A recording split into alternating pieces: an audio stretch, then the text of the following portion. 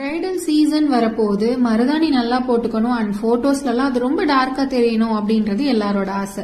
So அதுக்கான சில tips தான் இந்த வீடியோவில் நம்ம பார்க்க போகிறோம். அட்லீஸ்ட் 10 டேஸ் ஆகுது மெஹந்தி உங்கள் கையில் இருக்கணும்னு நினச்சிங்கன்னா மறக்காமல் ஆர்கானிக் மெஹந்தி சூஸ் பண்ணுங்கள்.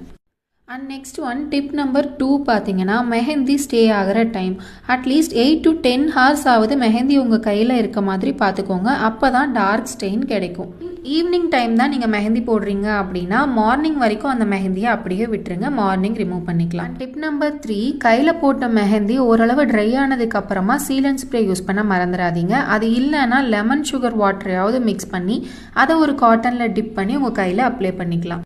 And next tip number 4, avoid water usage. After removing mehndi அன்வான்டான வாட்டர் யூசேஜ் எல்லாம் அவாய்ட் பண்ணிக்கோங்க.